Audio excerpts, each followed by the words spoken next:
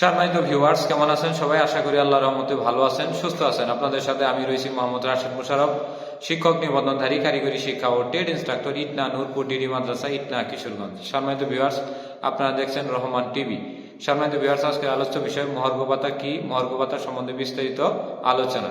সম্মানিত ভিউয়ার্স, আপনারা সবাই জানেন যে মহার্ঘ ভাতার ইংলিশ হলো ডিয়ারলেস অ্যালাউন্স, বা নিয়োগকারী মালিক বা কর্তৃপক্ষ কর্তৃক নিয়োগকৃত কর্মকর্তা বা কর্মচারীদেরকে নিত্য প্রয়োজনীয় দ্রব্যাদির দাম বেড়ে যাওয়ার সাথে সাথে জীবনমান কুলিয়ে ওঠার জন্য যে বিশেষ ভাতা প্রদান করা হয় তাকে মহার্ঘ ভাতা বলে, যেটি মূল বেতনের নির্দিষ্ট শতকরা অংশের সাথে অতিরিক্ত প্রদান করা হয়। তো সম্মানিত ভিউয়ার্স, আমরা জানলাম আসলে মহার্ঘ ভাতা কি। এখন বর্তমান যে সরকার রয়েছে বা বিপ্লবী সরকারই রয়েছে, সেই সরকার বা ইউনিয়ন সরকার রয়েছে, তো ইউনিয়ন সরকার সর্বোচ্চ 25% মহার্ঘ ভাতা দেওয়ার ঘোষণা দিচ্ছে। এবং এই মহার্ঘ ভাতাটা সরকারের যে বেতন স্কেল রয়েছে এবং সর্বশেষ যে 2015 সালে জাতীয় বেতন স্কেল, এই বেতন স্কেলের অধীনে সরকারি, আধা সরকারি, স্বায়ত্তশাসিত এবং বেসরকারি বা এমপিওভুক্ত স্কুল, কলেজ, মাদ্রাসা এবং কারিগরি শিক্ষা প্রতিষ্ঠানের সবাই পাবে। যেমনটি 2013 সালের দিকে যখন মহার্ঘ ভাতা দিয়েছিল, তখনকার সময়েও এমপিওভুক্ত স্কুল, কলেজ, মাদ্রাসা এবং কারিগরি শিক্ষা প্রতিষ্ঠানের শিক্ষকগণ পেয়েছিল। তো আশা করা যায় 2015 যে আপনার জাতীয় বেতন স্কেল রয়েছে, ওই বেতন স্কেলের অধীনে যে সকল কর্মকর্তা কর্মচারী রয়েছেন তারা সবাই মহার্ঘ ভাতা পাবেন।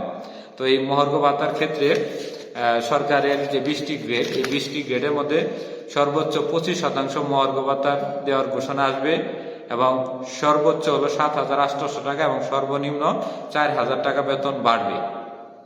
এবং 1 থেকে 3য় গ্রেডে মহার্ঘ ভাতা হবে মূল বেতনের 10% এবং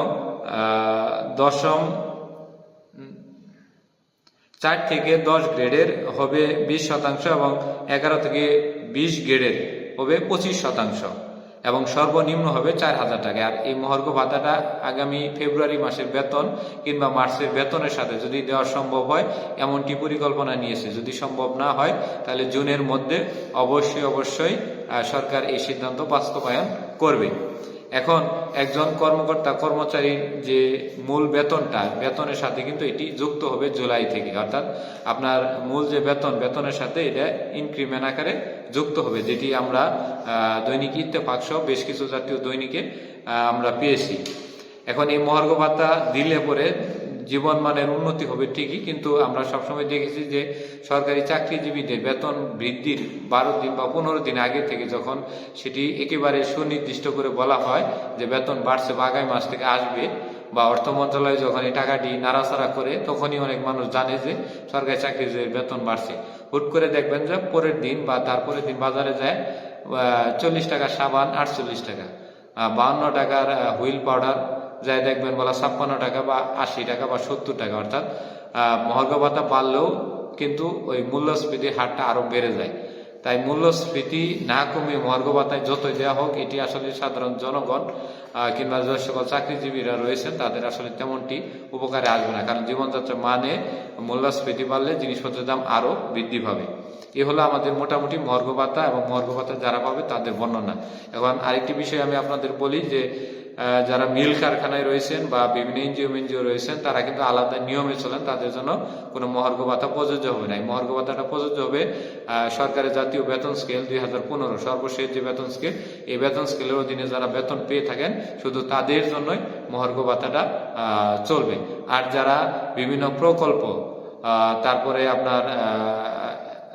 কি বলে আপনার দিন চুক্তিতে যারা কাজ করেন বা ডে লেবার যারা বা বিভিন্ন সরকারি প্রকল্পে 1 মাস 2 মাস যারা রয়েছেন তাদের ক্ষেত্রে কিন্তু এই নিয়মটি প্রযোজ্য হবে না। তো এই হলো আমাদের মহার্ঘ ভাতা সম্পর্কের হার এবং মহার্ঘ ভাতা কারা পাবে তাদের সম্বন্ধে বিস্তারিত বললাম। তো আপনাদের যদি এ বিষয়ে আরো কিছু জানার থাকে তাহলে অবশ্যই কমেন্ট করবেন, আমরা কমেন্টে উত্তর দেওয়ার চেষ্টা করব। রহমান টিভির পক্ষ থেকে সম্মানিত ভিউয়ার্স ভাইদেরকে আবারও ধন্যবাদ জানাচ্ছি। আর ভিডিওটি যদি ভালো লাগে তাহলে অবশ্যই লাইক, কমেন্ট, শেয়ার দিতে ভুলবেন না। ধন্যবাদ সবাইকে।